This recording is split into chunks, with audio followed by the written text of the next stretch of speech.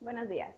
Seguimos continuando con nuestro evento y nuestra segunda ponencia del día se titula Neuroanatomía vascular, polígono de Willis y territorios vasculares cerebrales, impartida por el doctor Javier Degollado, quien actualmente se encuentra haciendo su alta especialidad en neurocirugía vascular en el Instituto Nacional de Neurología y Neurocirugía con el doctor Edgar Natal. Muchas gracias, doctor Degollado, por acompañarnos el día de hoy. Puede compartir su pantalla. Hola, buenos días a todos. Yo soy el doctor Javier Degollado. Yo soy neurocirujano y actualmente estoy haciendo el fellow de neurocirugía vascular en el instituto. Y bueno, primero que nada, un agradecimiento por la invitación. Y el tema que voy a dar es neuroanatomía vascular, polígono de Willis y territorios vasculares.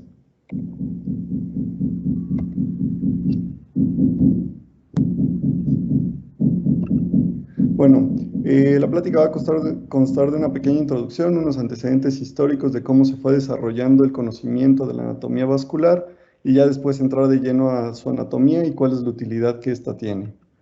Bueno, como una introducción tenemos que el encéfalo recibe el 17% del gasto cardíaco y usa el 20% del oxígeno corporal, y principalmente es irrigado por dos sistemas, un sistema carotidio y un sistema basilar. En el año 2021 se describió que el cerebro se compone de dos sistemas, es decir, es un sistema ambivárico. Como bien dije, es el sistema carotidio y basilar, y esto es principalmente porque recuerden que el encéfalo se forma como un tubo y crece la porción más distal, que es donde se forma el encéfalo. Entonces tenemos la irrigación justo en el tallo cerebral por el sistema basilar, que maneja una presión de 113 a 73 por lo general, y el sistema carotidio, que en el centro maneja la misma presión, pero ya en las regiones corticales maneja una presión más baja. También tenemos que el sistema vascular cerebral es diferente al resto de las arterias de todo el cuerpo, principalmente desde su tipo histológico. ¿Por qué? Porque presentan una adventicia más delgada, ausencia de una lámina elástica externa y una capa media con una menor densidad de fibras elásticas. Como podemos ver en la figura, justo que tenga esta distribución es lo que favorece a que en esta región se forme con mayor frecuencia aneurismas que en el resto del cuerpo. También tiene una inervación trigeminal y responden a estímulos tanto eléctricos como mecánicos las arterias. El polígono de Willis es una anastomosis entre la circulación anterior y posterior, se localiza en la cisterna supracelular y principalmente nos sirve para tener un flujo colateral en casos de isquemia. El polígono de Willis está formado por la carótida interna bilateralmente, las A1, o sea, es decir, el primer segmento de la cerebral anterior, la comunicante anterior, la arteria comunicante posterior bilateralmente que se une con el primer segmento de la cerebral posterior y la arteria basilar. Esto lo podemos ver aquí, es todo este polígono que se forma justo como dije, en la cisterna supracelular, encapsulando y rodeando lo que es el quiasma y el tallo epofisiario. Vamos a hablar un poco de historia. Bueno, la anatomía vascular, bueno, ha sido estudiada a través de muchísimos años.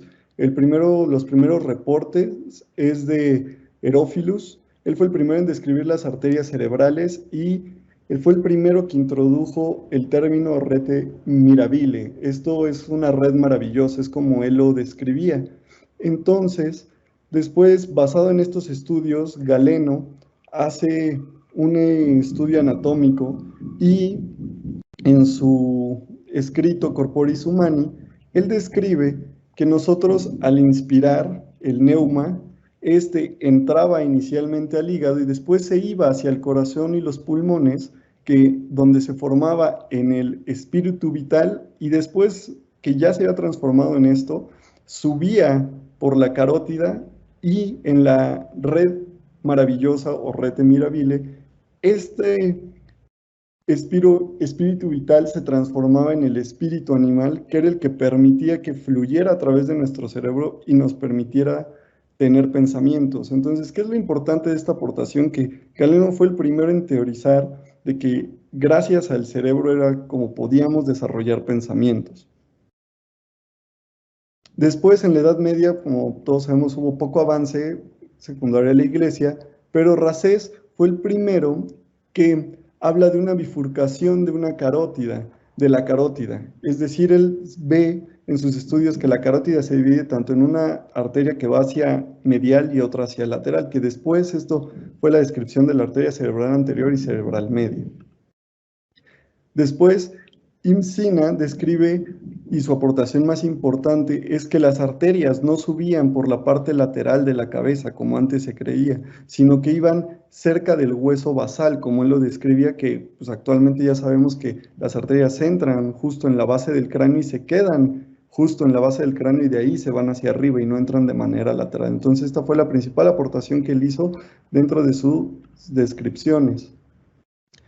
Después, Jacopo Berengario fue el primero en contradecir a Galeno diciendo que no existía tal red, porque esta red que todos describían creían que justo las arterias entrando al encéfalo se hacía, como bien dice, una red que eran pequeños capilares que eran lo que irrigaba todo el encéfalo. Después, Andreas Vesalius, basado en disecciones de humanos y ovejas, vuelve a negar la existencia de esta red y dice que son arterias bien formadas las que dan irrigación al cerebro. Después, Gabriel Falopio es el primero en describir la bifurcación basilar y de manera inicial es el primero que da su relación con el nervio oculomotor y también describe que la carótida atraviesa la dura madre para entrar y da dos ramas.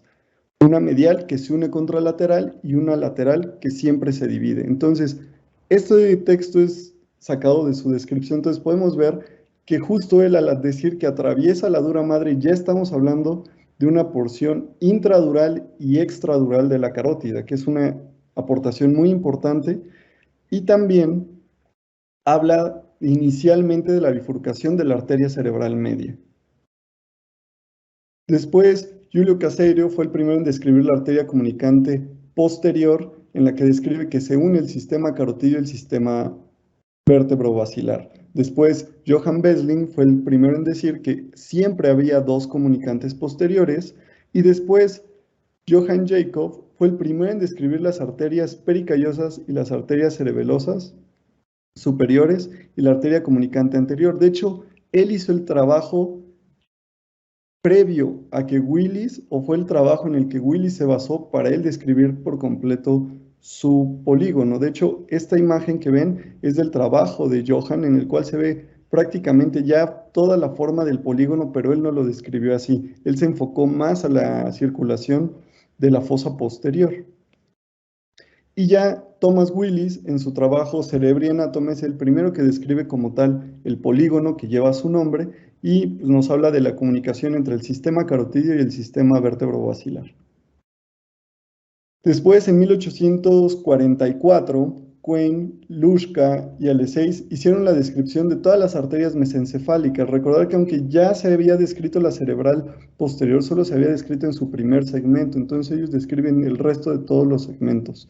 Después, Heubner en 1872 hizo una descripción más detallada de toda la circulación de la cerebral anterior, gracias a que fue el primero en iniciar a usar técnicas de infusión. En las siguientes décadas, la anatomía vascular tuvo más importancia por su distribución en la rama de la neurología, no tanto en la neurocirugía. Recordad que gran parte de todos los síndromes clínicos inicialmente o clásicos descritos en neurología son por infartos y son descritos por territorios vasculares. Entonces, aquí el conocimiento era más una anatomía funcional, más que una anatomía descriptiva o quirúrgica. Después, en 1938, esto fue un gran avance para la neurocirugía. Fischer describió cómo las arterias se desplazaban por los tumores que él encontraba en los pacientes. Entonces, él fue el primero en proponer que las arterias cerebrales se deberían dividir por segmentos, con localizaciones y límites bien establecidos para que cuando hubiera un tumor y a pesar de eso se desplazara la arteria, uno poder tener referencias anatómicas de dónde y en qué parte de la arteria íbamos a estar trabajando. Después, en 1960, ya con las nuevas técnicas de radiología y angiografía, se pudo mejorar el estudio de anatomía vascular. La imagen que vemos es una reconstrucción tridimensional de una angiografía por sustracción digital, la cual se ve toda la carótida, su bifurcación y la rama cerebral anterior y cerebral media, así también como su bifurcación. Ahora, ya vamos a pasar como tal bien a la descripción de la anatomía vascular. Vamos a iniciar con la carótida externa. Esta pues se localiza en el triángulo carotidio cervical. Tiene una posición anteromedial a la carótida interna en el cuello y tiene principalmente 8 ramas. De hecho hay una mnemotecnia para acordarnos de esta. La mnemotecnia es Salpomax. Entonces aquí tenemos lo que es las ramas, que es la tiroidea superior. Esta es la primera rama que sale de la carótida externa después de la bifurcación. Si ven, tiene una A adelante. ¿Esto qué quiere decir? Que es un ramo anterior. Después viene la faringe ascendente, que es un ramo medial, que esta se encarga de irrigar lo que es toda la nasofaringe, el orofaringe, el oído medio. La arteria lingual, como su nombre lo dice, la lengua y el piso de la boca. Facial, tiene lo que es la cara, labios y el paladar. Y algo muy importante es que esta arteria da una rama angular, que esta se conecta con ramas de la arteria oftálmica y a veces sirve de flujo colateral si hay daño a la arteria oftálmica. La arteria occipital irriga todo el escalpo en la parte posterior, al igual que la auricular posterior, que irriga el conducto externo, la oreja y la pina, la temporal superficial, el escalpo anterior, y la arteria maxilar interna es la porción profunda de la cara. De su lado derecho vemos una disección anatómica en la cual vemos disecadas todas las ramas de la carótida externa. La que vemos hasta abajo es la arteria facial, hacia arriba la temporal superficial, y esta es la maxilar interna. Y hacia atrás se pueden ver el nacimiento tanto del occipital como del auricular posterior.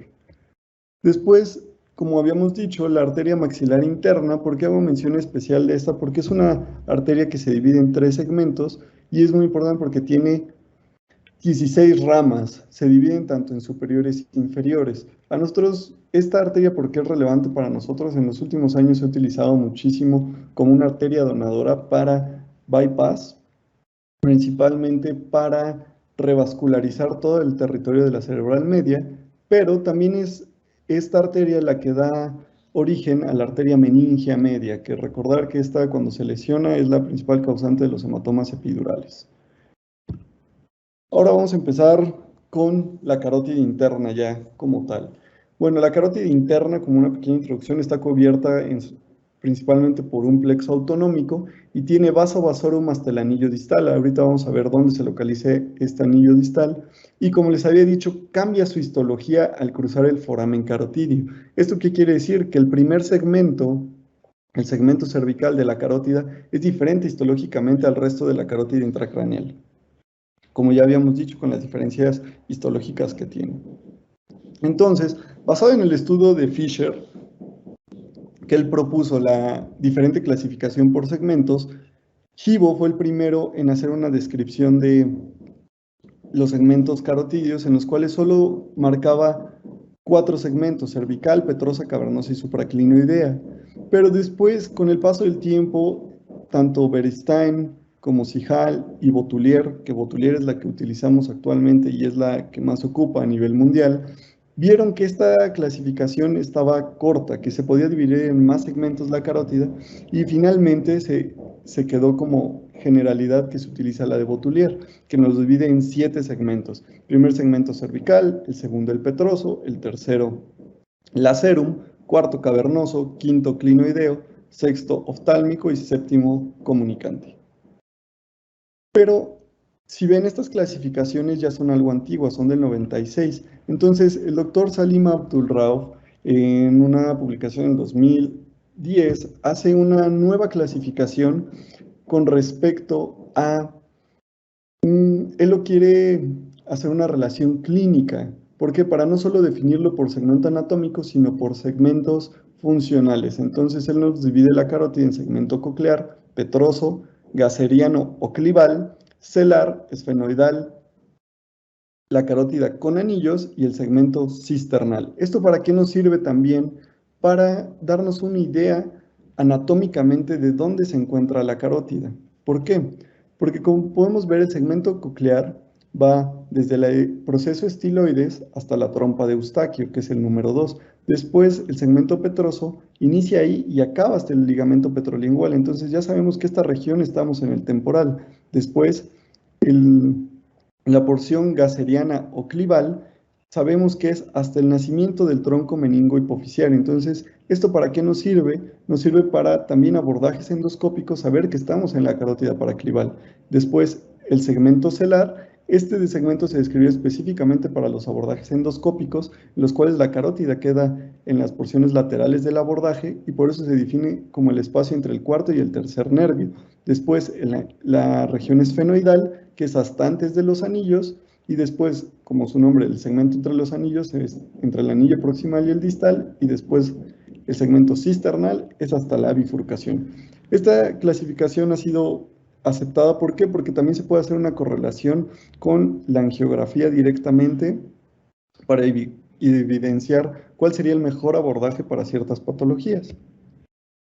Ahora, nosotros vamos a estudiar la carótida desde el sistema de Boutillier, los 7 segmentos. Entonces, el primer segmento es el cervical. Ese se extiende desde la bifurcación carotidia hasta el foramen carotidio, que este se encuentra en la base del cráneo. Como característica, este segmento no tiene ramas, se encuentra en estrecha relación con el 10º nervio y el 12º nervio, y es el principal sitio de aterosclerosis junto con la bifurcación. Algo importante a destacar es que hay ciertas bibliografías que dicen que este segmento y el segmento petroso pueden no tener aneurismas, pero eso es algo completamente falso. Ya se ha descrito que también la carótida cervical puede presentar aneurismas.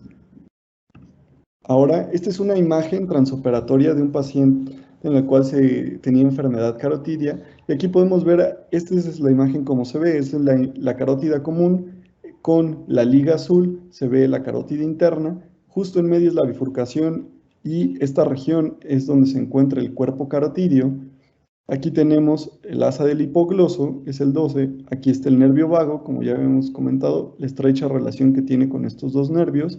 Y el nacimiento de la carótida externa. Recordad que dijimos que la primera rama, de la carótida externa es la tiroidea superior, que aquí está ocluida para poder hacer la apertura de la carótida y la remoción de la placa teromatosa.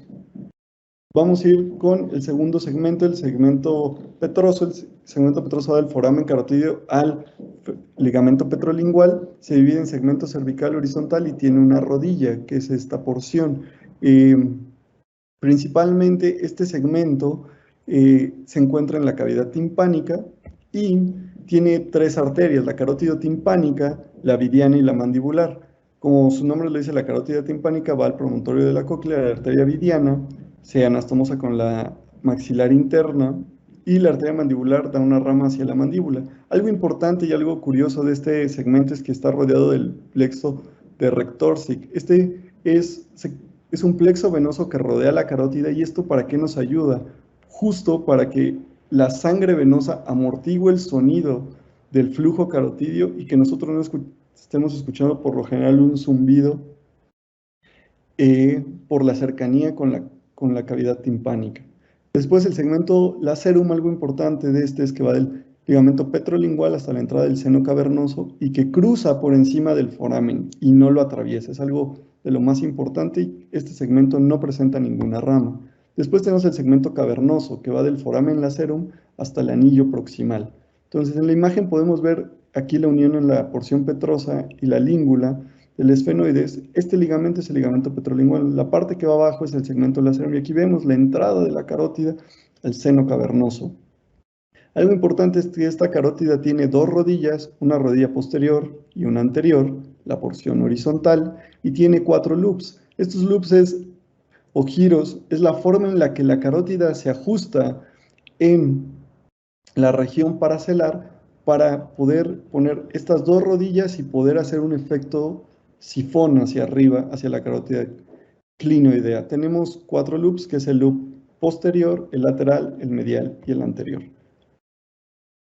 Ahora, ¿qué ramas tenemos principalmente en la carótida cavernosa? Tenemos 3 ramas principalmente. El tronco meningo hipofisiario, que da a su vez tres arterias: la arteria tentorial o vernascónica cineari, que va al tentorio, la arteria meningia dorsal, que irriga toda la meninge y la dura madre del seno cavernoso, y la arteria hipofisiaria inferior, que irriga el lóbulo posterior de la hipófisis, el tronco inferolateral, que da principalmente ramas de irrigación hacia todos los nervios del seno cavernoso, que es el tercero, el cuarto, el sexto y B1, y las arterias capsulares de McConnell. Estas solo se encuentran en el 20% y dan irrigación al lóbulo anterior de la hipófisis, y la arteria del foramen rotundum, como su nombre lo dice, da irrigación hacia el foramen. Después tenemos la porción clinoidea. La porción clinoidea es una de las más cortas y se encuentra entre los anillos, el anillo proximal y el anillo distal. Como podemos ver aquí, se marca como anillo inferior y el anillo superior. Algo importante es que una vez cruzando este anillo, la carótida ya salió del seno cavernoso, y esta porción es una porción, continúa siendo una porción extradural. ¿Qué quiere decir esto? No es una porción subaracnoidea. Si hay una ruptura de algún aneurisma del anillo distal hacia abajo, el paciente no va a presentar hemorragia subaracnoidea. Y aquí hay algo importante que se llama el collar carotidio, que lo podemos ver en su imagen del lado derecho en una disección en la cual ya se levantó el anillo proximal que se encontraba en esta región, en la curvatura que hace la carótida, hacia arriba. Entonces el collar carotidio es la dura madre que conecta los dos anillos. ¿Por qué es importante este collar? Porque es el que le da fijación a la carótida en esta región. Recordad que hacia atrás solo tenemos el seno esfenoidal, y la carótida en esta región está cubierta por la clinoides anterior. Después tenemos ya lo que es la porción supraclinoidea. La porción supraclinoidea, como hemos dicho, ya es la porción intradural de la carótida. Entonces es la porción que entra al espacio subaracnoideo y pasa por la cara medial de la clinoides anterior. Entonces ahora nos vamos a enfocar ya en estos tres segmentos, que es el oftálmico y el comunicante.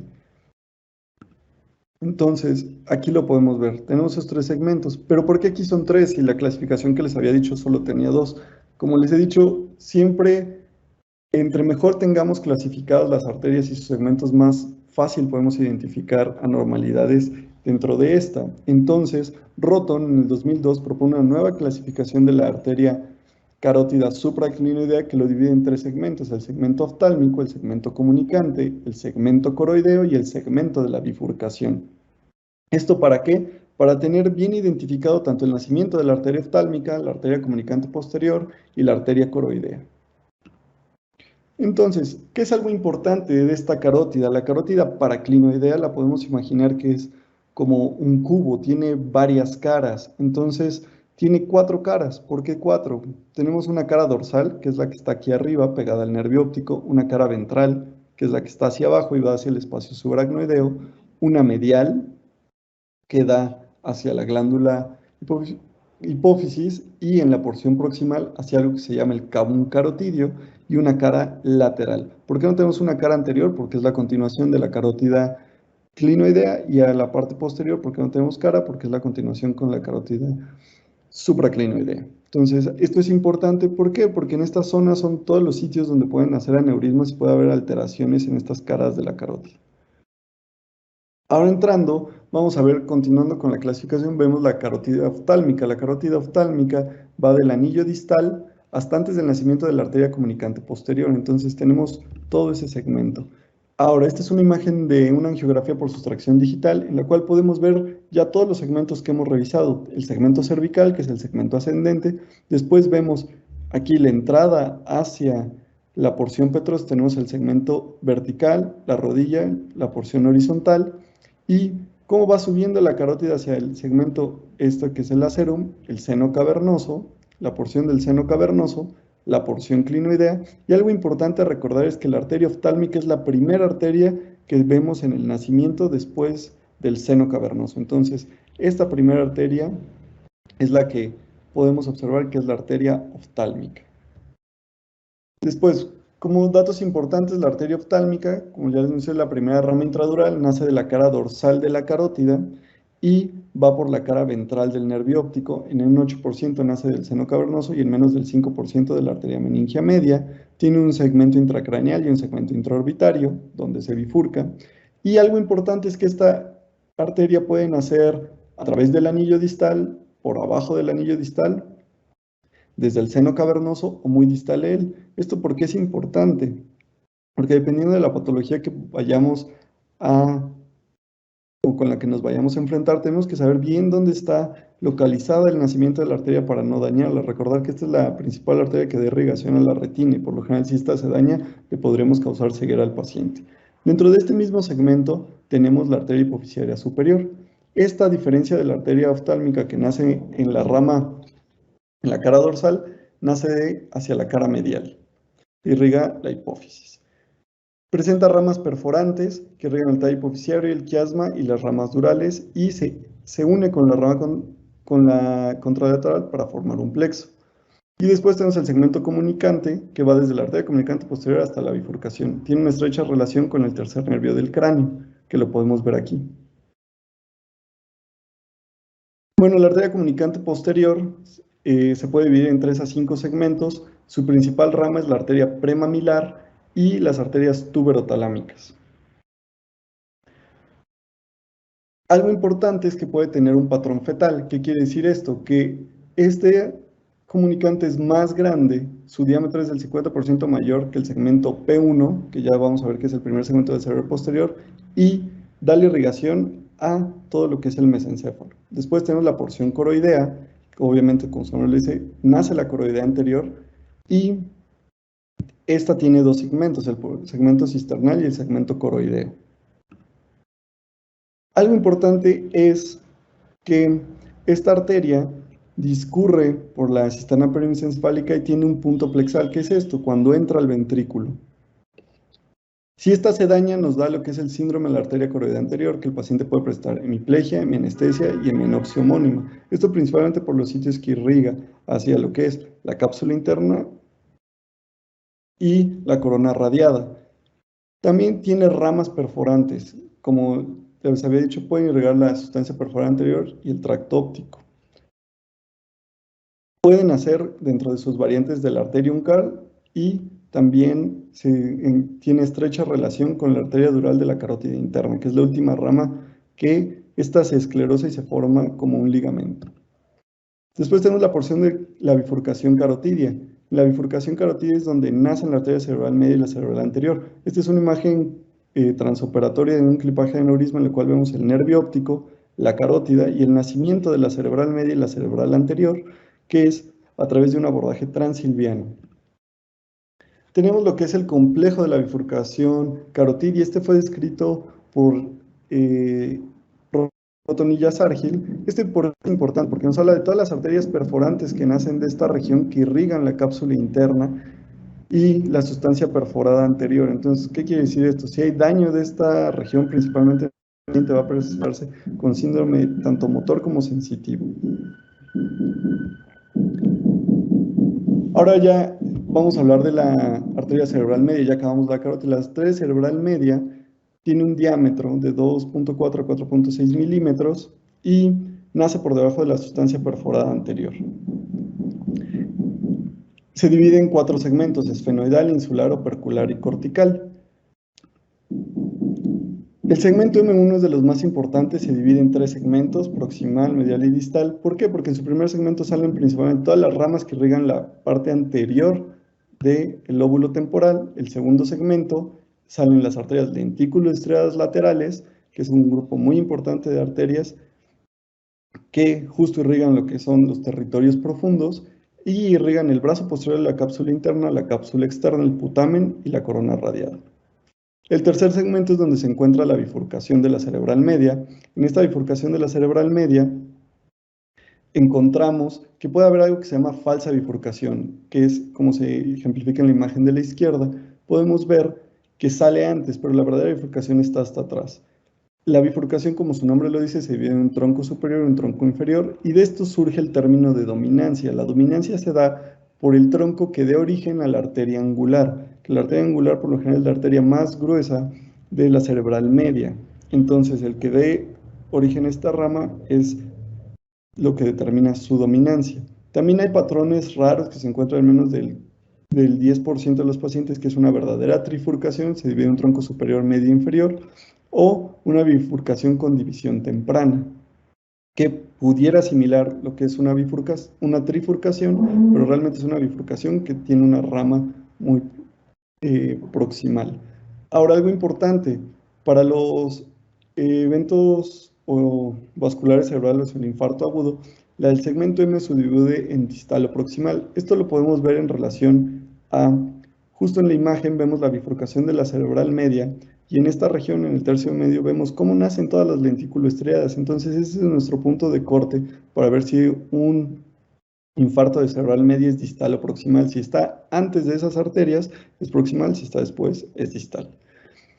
El segmento M2, ya vamos a entrar en el segmento M2, se encuentra en estrecha relación con la ínsula. Recordar que realmente no hay ningún ramo insular, no hay una arteria insular, sino que la ínsula se irriga por todas las arterias de paso que cruzan por esta zona. Recordar que de aquí nacen todas las arterias que van hacia el frontal, parietal y el temporal. M3 es el segmento que está en relación ya con los opérculos, tanto temporal y frontal, y algo importante es que presentan dos giros de 180 grados para poder la arteria acomodarse al opérculo y poder salir hacia la corteza. Y el segmento M4 ya es la rama cortical, en la cual vemos la distribución cortical de la cerebral media con sus 12 ramas, y bueno, un síndrome de cerebral media completo, el paciente se puede o presenta clínica de una hemiplegia, hemipoestesia, afasia y heminegligencia. Afasia solo si es en el hemisferio izquierdo y heminegligencia si es en el hemisferio derecho. Entonces tenemos estas 12 ramas. Ahora, estas mismas 12 ramas las podemos ver en estas imágenes, en la cual igual son de una angiografía, en la cual podemos ver las 12 ramas de la cerebral media y el territorio vascular que irrigan. Ahora vamos a pasar con la arteria cerebral anterior. Bueno, dentro de la arteria cerebral anterior tiene lo que son un diámetro de 1 a 3 milímetros. Por lo general es más pequeña que la arteria cerebral media en el 71% de los casos. Cursa anterosuperiormente del quiasma, como podemos ver en la imagen, se recarga sobre la parte posterior del quiasma y se une con la arteria contralateral en la cisterna de la lámina terminalis, formando la arteria comunicante anterior. Entonces, este fue el primer landmark que se utilizó para describir esta arteria, en una porción precomunicante y una postcomunicante. Después, estos segmentos fueron cambiados. Se cambiaron hacia 5 segmentos. Ustedes, cuando revisen este tema, podrán ver que hay segmentos que lo dividen en 3 o solo 4 segmentos. La principal razón de este cambio lo vamos a ver ahorita en adelante cuando escribamos el segmento A4. Pero bueno, el primer segmento es la arteria precomunicante, que va desde su origen hasta la comunicante anterior. El segmento A2 o infracalloso, que va de la comunicante anterior hasta la unión del rostrum con el genu del cuerpo calloso. A3, que es la porción precallosa, que es justo enfrente del genu. A4, que es en la parte posterior del genu, hasta la sutura coronal, y A5 de la sutura coronal hasta sus ramas terminales. Aquí podemos ver toda la distribución de la cerebral anterior y cómo tiene este trayecto, primero hacia adelante, después hacia arriba, rodeando el cuerpo calloso, y después se dirige hacia atrás, siguiéndolo como eje. Entonces tenemos A1, es la arteria con mayor hipoplasia descrita en todas las arterias intracraneales, y también se divide en 3 segmentos: proximal, medial y distal. ¿Por qué es importante esto? Porque el segmento proximal, como ya habíamos visto junto con la bifurcación de la arteria carótida, da ramas perforantes. Todas estas ramas perforantes van hacia la sustancia perforada anterior, y en esta región principal, en lugar de dirigirse tanto hacia la cápsula interna, se vienen también hacia la comisura anterior, al septum pellucidum, que es el sistema ventricular, y a los pilares del fornix. Como ya hemos visto, Heubner describió su arteria, la arteria recurrente de Heubner. Se llama recurrente, ¿por qué? Porque tiene un trayecto primeramente hacia anterior, pero después regresa para entrar a la sustancia perforada anterior. Esta principalmente irriga la parte anterior del núcleo caudado, el tercio anterior del putamen y del globo pálido, así como el brazo anterior de la cápsula interna. Su lesión causa una hemiparesia de predominio facial y braquial, y si es del lado izquierdo puede provocar afasia. Ahora continuando, vamos a ver la arteria comunicante anterior. Esta está formada o se forma por la coalescencia de una red vascular entre dos cerebrales anteriores y tiene una longitud de 3 milímetros. Es una arteria muy corta y aparte es altamente variable. Y algo importante es que tiene toda la irrigación del hipotálamo, la principal irrigación del hipotálamo viene de su cara posterior. Se han descrito hasta más de 180 variantes y patrones de la comunicante anterior, pero estos se han ajustado principalmente a 7 tipos de patrones que son los que vemos. El principal que se encuentra es la hipoplasia de un lado y la dominancia contralateral. A su vez, esta puede presentar lo que es una rotación o una inclinación, que es lo que podemos ver aquí, la rotación o la inclinación. ¿Esto por qué es importante y de qué lo determina? La dominancia que pueda tener una arteria cerebral anterior sobre la otra. ¿Y por qué es importante este segmento o esta arteria? Porque a nivel mundial es el principal sitio de aneurismas intracraneales y aquí podemos ver justo todos los tipos de aneurismas que se pueden formar en esta zona, que son superior, inferior, anterior y posterior.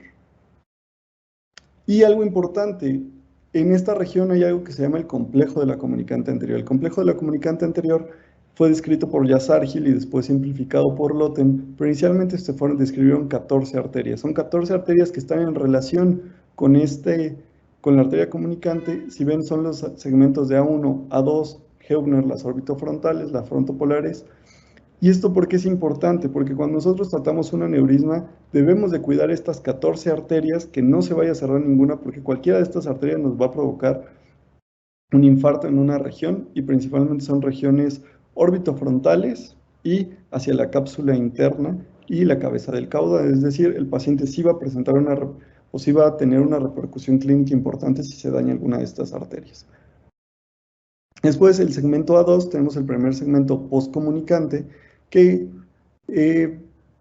sale en 3 ramas, principalmente la orbitofrontal, la frontopolar y la frontal interna. Como su nombre los dice, va hacia la región que irriga la orbitofrontal, la región orbitofrontal, frontopolar hacia el polo, la frontal interna anterior hacia la cara medial. Y después A3 va de la bifurcación de la arteria pericallosa y da origen a la arteria calloso marginal. Esta es la principal razón por la cual el sistema se cambió, porque esta bifurcación que nos divide estas dos arterias se encuentra ausente en el 20% de los pacientes. Entonces, los neurocirujanos dijeron que no podíamos nosotros dividir una arteria en segmentos cuando en el 20% de los pacientes no se encontraba. Entonces, por eso se decidió hacer el cambio hacia relaciones con el cuerpo calloso. ¿Por qué? Porque el cuerpo calloso es una estructura que se encuentra casi en el 100% de los pacientes y también en relación a la sutura coronal, como vamos a ver ahorita en el segmento A4. Entonces, al tener ya dos estructuras que son constantes, hicieron esta nueva clasificación. De la región de A3 salen principalmente 5 ramas: la arteria callosa marginal, la pericallosa, la arteria frontal interna, la frontal interna posterior y la paracentral. Recordar que toda la cerebral anterior principalmente irriga la cara medial del encéfalo. Entonces, irrigan el cíngulo, el lóbulo paracentral, la cuña, la precuña y el área premotora, motora y sensitiva en su cara medial. Aquí tenemos lo que es cómo se vería en una disección cadavérica y en una imagen, donde vemos cómo está desplazado lo que es la dura madre, la hoz, y en la parte inferior se ve sobre el cuerpo calloso las dos arterias en sus segmentos A3 con unión con A4. Después A4 y A5 dan principalmente solo las ramas parietal superior y parietal inferior, y en la imagen de derecho podemos ver todo el territorio vascular. Como ya dijimos, irrigan la porción frontal del lóbulo frontal, el lóbulo parietal y su cara medial. Entonces, en esta imagen, igual por angiografía, podemos ver aquí todos los segmentos hacia cómo en esta región se hace la bifurcación de la pericallosa y la calloso marginal, y todas las ramas corticales que ya vimos, que son la órbita frontal, la frontopolar, la frontal interna anterior, media y posterior, la paracentral, la parietal superior y la parietal inferior. Ahora vamos a hablar rápidamente algo que se llaman las zonas limítrofes. Se definen como las zonas entre dos territorios vasculares. Como podemos ver en la imagen en color azul, vemos la parte que irriga la cerebral anterior en un color beige podemos ver lo que es la irrigación de la cerebral media y la zona profunda por las arterias lentículo-estriadas y la arteria recurrente de Heubner, que ya también lo revisamos, las lentículo-estriadas laterales de la cerebral media y en la parte posterior la región de la cerebral posterior. Ahora, estas zonas limítrofes, ¿por qué son importantes? Porque es el principal sitio de isquemia en eventos de hipoperfusión, es decir, cuando un paciente tiene un sangrado, cuando hay algo que detiene el flujo, estas son las zonas que sufren. Como podemos ver en esta imagen, justo estamos en la fase capilar en la cual vemos tanto el territorio de la cerebral media y el territorio de la cerebral anterior unidos, pero justo en medio hay una zona que se ve más blanca. ¿Qué quiere decir? Esta zona es a la que menos sangre le llega. Entonces, todos estos son los territorios o zonas limítrofes. Y ahora ya acabamos la parte de los territorios vasculares de circulación anterior. Ahora nos falta revisar la parte del polígono de Willis del sistema vértebro-basilar. Aquí solo vamos a revisar el inicio del polígono, que son dos arterias. Entonces, vamos a ver la arteria basilar. La arteria basilar se origina de la unión de las dos arterias vertebrales y por lo general viaja por el surco pontomedular y viaja hasta la cisterna prepontina. Solo presenta un trayecto lineal en el 25% de los casos y es una arteria que mide en promedio 3 a 4 milímetros. Y en su trayecto da origen a todas las arterias o gran parte de todas las arterias de la circulación posterior, que es la cerebelosa anteroinferior, que se presenta en la cuadrifurcación, la cerebral posterior y AICA y SUCA. Entonces, continuando con esto, la arteria basilar como tal presenta ramas paramedianas y circunflejas. Estas, como las podemos ver aquí, son las ramas perforantes que llegan a irrigar principalmente lo que es el tallo cerebral hacia la porción del puente y hacia la porción del mesencéfalo. Y algo muy importante son las ramas perforantes que se presentan en el tope de la basilar. ¿Por qué? Esta es una imagen de una sustracción digital en la cual vemos justo el disparo por una arteria vertebral y cómo la va subiendo y sale en su punto más alto la bifurcación de las dos arterias cerebrales posteriores y abajo se alcanzan a observar las dos arterias cerebelosas superiores. Ahora, vamos a pasar con la primera rama de la basilar, que es la arteria cerebral posterior. Esta se origina del tope de la basilar y consta de 4 segmentos. Principalmente esta arteria de irrigación a la parte mesial e inferior del lóbulo temporal, a lóbulo occipital, al tálamo y el plexo coroides. Esta parte, el primer segmento es muy importante, el segmento precomunicante, que es el que nos vamos a enfocar ahorita, que es el que conforma el polígono de Willis. Pero nada más como conocimiento general, esta arteria se divide en 4 segmentos, P1, P2, P3 y P4. El P2 es justo después de la unión con la comunicante posterior y se divide en 2 segmentos, P2A y P2P, o sea, anterior y posterior, y esto va en relación a la cisterna con la que se encuentra en relación, ya sea la cisterna crural o la cisterna ambiens, el segmento P3, el segmento cuadrigeminal. Principalmente el límite anatómico es el nacimiento de las ramas temporales inferiores y el segmento cortical va en relación a la fisura calcarina y hacia la corteza occipital y parieto occipital, es decir, hacia el área visual. Entonces, el segmento P1 está en estrecha relación con el tope de la basilar. Como les había dicho, en esta región se presentan principalmente las ramas perforantes. ¿Y cuál es la importancia de estas? Que estas ramas perforantes son las principales que dan la irrigación al tálamo, tanto en su cara posterior, la cara ventral y la cara medial y lateral. Recordad que el tálamo solo en su porción anterior se irriga por el sistema carotidio. Entonces, estas ramas perforantes pueden y existen varios patrones. Principalmente Yazargil describió 4 patrones en los cuales se pueden presentar estas ramas perforantes. Y las ramas perforantes se unen con los del tope de la basilar y pueden ser no solo hacia el tálamo, también tienen ramas perforantes hacia el mesencéfalo, y estas se dividen en directas o circunflejas. Como su nombre lo dice, si son directas, tienen un trayecto lineal en el cual perforan directamente el mesencéfalo y el tálamo, o circunflejas, quiere decir que se vienen cortas y largas. La diferencia entre estas es si logran un ángulo de 90 grados o no lo logran, es decir, si rodean o no el pedúnculo, para ver hacia qué sitio se pueden ingresar. Recordar que en toda la cara ventral del tallo hay múltiples sitios de inserción de arterias perforantes. Y como ya les mencioné, irrigan pues la fosa interpeduncular, la sustancia perforada posterior, los pedúnculos y los cuerpos mamilares. Es decir, al tener una irrigación de los pedúnculos, irrigan toda la vía motora. También tenemos dentro de esta rama lo que es la arteria de la lámina cuadrigemínea, que esta rodea el mesencéfalo y da ramos hacia el cuerpo geniculado y al tegmento, y puede presentarse como una rama accesoria, y esta es inconstante. Entonces, con esto sería principalmente todo lo que es la anatomía del polígono de Willis y las dos distribuciones, tanto la distribución arterial por el sistema carotidio, recuerda que es la carótida, la cerebral media, la cerebral anterior, y de la carótida la arteria comunicante posterior y la arteria basilar, que su bifurcación junto con las primeras dos ramas, que son las cerebrales posteriores, da y completa este polígono.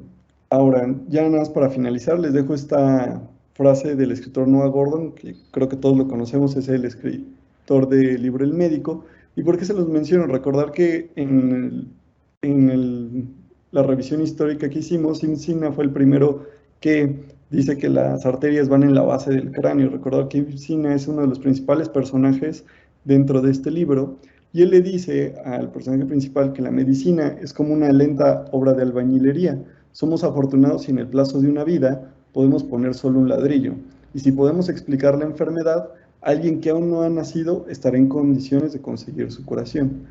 Lo que quiero que vean es que, a pesar de todo el tiempo que llevamos estudiando, y ahorita ustedes están empezando a estudiar lo que es anatomía tanto cerebral o neuroanatomía y anatomía vascular, vemos que todavía nos falta mucho por conocer. O sea, realmente las verdaderas descripciones anatómicas puras, quirúrgicas, que es para lo que se utiliza, y angiográficas, empezaron a hacer hasta 1960, 1980. Entonces, es una rama que tiene muchísimas formas de crecer. De hecho, actualmente ya no solo estamos enfocándonos a hacer un conocimiento anatómico, sino también conocimiento funcional y hemodinámico de cada una de estas arterias. Entonces, creo que es una rama de las neurociencias, la rama vascular, las más importantes y vitales. Como yo siempre les digo a mis compañeros residentes y ahorita fellows y todo, si nosotros conocemos anatomía vascular, conocemos principalmente todo el encéfalo. ¿Por qué? Porque son regiones constantes que no van a cambiar, entonces sabemos entender la relación que hay entre las arterias y su estructura, nosotros podemos identificar fácilmente cualquier lesión. Muchísimas gracias, doctor. Sí. Excelente su conferencia, creo que de las mejores, si no es que a mejor que muchos hemos tenido sobre territorios vasculares. Y recibimos algunas preguntas. La primera dice así: excelente ponencia. ¿Qué es el patrón fetal de la arteria comunicante posterior? Bueno, como les había mencionado, el patrón fetal de la arteria comunicante posterior es cuando la arteria comunicante posterior, que viene de la carótida, da la irrigación a lo que es la cerebral posterior. ¿Esto cómo se define? Antes solo se definía si se veía más grande, pero actualmente ya se define por que la arteria comunicante posterior debe tener un diámetro de más del 50% de la arteria cerebral posterior. Es decir, debe ser el doble de gruesa la arteria comunicante posterior que el primer segmento de la cerebral posterior. Así es como podemos definir nosotros que hay un patrón fetal. Este solo se encuentra en aproximadamente el 30% de los pacientes. Muchas gracias, doctor. Dice así otra pregunta: ¿qué pasa si se obstruye la arteria cerebral posterior? La arteria cerebral posterior, ok. Dependiendo del segmento donde se obstruye, eso es lo más importante, y por eso se dividen en segmentos. Dependiendo del segmento donde se obstruye son las ramas a las cuales ya no les va a llegar flujo. Si se obstruye desde su inicio, vamos a tener un infarto desde lo que es infarto talámico, mesencefálico, temporal inferior y de la cara mesial del temporal y del occipital. Eso sí se obstruye desde su segmento inicial. Si se obstruye ya a la segunda porción, se va a preservar el tálamo, pero va a haber daño del pedúnculo mesencefálico. Es decir, el paciente va a tener un daño a la vía piramidal, entonces va a estar hemipléjico. Si se lesiona la parte posterior, la parte más posterior del paciente va a tener un daño a la corteza visual. Entonces, si es un daño bilateral, el paciente puede presentar lo que es ceguera cortical, un síndrome de Anton, y si es unilateral, el paciente va a presentar solo una hemianopsia homónima con preservación de la mácula. Muchas gracias. Y pues ahí recae la importancia de conocer los territorios vasculares, ¿verdad? Asociarlos. Exacto, con y los segmentos. Muchas gracias. Dice así otra pregunta. ¿Cuál es el principal lugar donde se presentan los aneurismas cerebrales? Ok, eso, bueno, es una pregunta muy interesante porque depende en cuestión, en epidemiología general, el principal sitio de aneurismas es la circulación anterior, o sea, los aneurismas que vienen de ramas de la carótida interna. Y el principal sitio es la arteria comunicante anterior. Pero se ha visto que en Latinoamérica, de hecho, un trabajo que hizo el doctor Natal, junto con algunos doctores de Latinoamérica, nosotros, es decir, Latinoamérica en general, cambia eso. Nosotros el aneurisma que con mayor frecuencia se presenta es el aneurisma de segmento comunicante posterior, que no es lo mismo que un aneurisma puro de comunicante posterior. ¿Cuál es la diferencia? El aneurisma de segmento, como su nombre lo dice, viene de la carótida y el aneurisma de comunicante posterior, pues viene de la arteria comunicante. Muy interesante, muchas gracias, doctor. Dice así otra pregunta. ¿Qué tan frecuentes son las variables en la neuroanatomía vascular entre cada individuo? Hay una alta variabilidad. De hecho, justo por eso a todos los pacientes que nosotros operamos y todos siempre se les piden estudios de imagen. Y lo importante, a pesar de que haya variabilidad, nosotros lo podemos identificar, pero como justo y fue la razón por la que Fisher inició todo esto, es aunque haya variantes, tenemos todos ciertos límites anatómicos que son constantes, que esto nos ayuda a justo identificar que aunque la arteria, en lugar de a lo mejor de tener un trayecto completamente vertical, esté lateralizado, nos ayuda a identificar, ok, aunque esté lateralizado va de aquí a aquí, entonces este es tal segmento. Entonces en esta región debo de encontrar esto. Entonces esa es la principal importancia de esta división y hay una alta variabilidad. De hecho, no hay dos patrones vasculares cerebrales iguales. Es decir, prácticamente todas las personas, nuestro sistema arterial y venoso es completamente diferente. Muchas gracias, doctor. Tenemos otra, dice así. Excelente ponencia, doctor. Una pregunta. ¿Qué libro recomienda para estudiar y volver a repasar este tema? Ok, bueno, dependiendo del enfoque que le quieran dar. Como esta ponencia, bueno, al yo ser neurocirujano, obviamente le di una visión más descriptiva y quirúrgica. Si ustedes quieren revisar lo que son más los síndromes neurológicos, hay excelentes libros justo de semiología que pueden revisar, que es neuroanatomía funcional. Y si quisieran enfocarse solo a anatomía quirúrgica y descriptiva, tenemos tanto el volumen 1 del libro de Yazargil, de microneurocirugía, o los artículos de Roton, que son los que utilicé para estas presentaciones son el de arterias supratentoriales y arterias cerebelosas. Ok, muchas gracias, doctor. A continuación tendremos a la doctora Vanessa Cano, que es neuróloga, entonces si crean esa perspectiva, se la podemos preguntar a ella. Muchas gracias por la respuesta. Y tenemos una pregunta más. Dice así, claro. ¿Cuál es el primer estudio que se le debe de solicitar a un paciente en el que se piensa que puede tener un aneurisma? Ok. Aquí, bueno, lo importante es saber si ese aneurisma está roto o no está roto. ¿Por qué?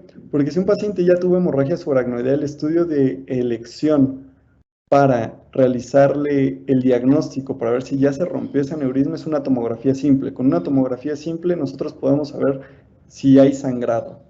Todavía no sabemos de dónde viene el sangrado, pero ya sabemos que se rompió. Si es un paciente, a diferencia, si es un paciente que tiene familiares, su historia familiar, de aneurismas o él se conoce con una patología que predispone a la formación de aneurismas como enfermedad poliquística renal, Ehlers-Danlos, Marfan o incluso trisomía 21, estos tipos de pacientes se le pueden hacer estudios de screening, principalmente con una angiotomografía. Con esto podemos identificar si el paciente ya tiene un aneurisma antes de que se haya roto. Muchísimas gracias, doctor, y muchas gracias por dedicar un poquito de su tiempo y de su vasto conocimiento en contribuir con nosotros. Estamos muy agradecidos, nos sentimos altamente honrados de tener su participación. No, al contrario, muchísimas gracias por la invitación y cualquier cosa que necesiten, aquí estoy. Ahí les dejé mis contactos si tienen alguna otra duda o algo en lo que les pueda ayudar, con gusto. Muchas gracias.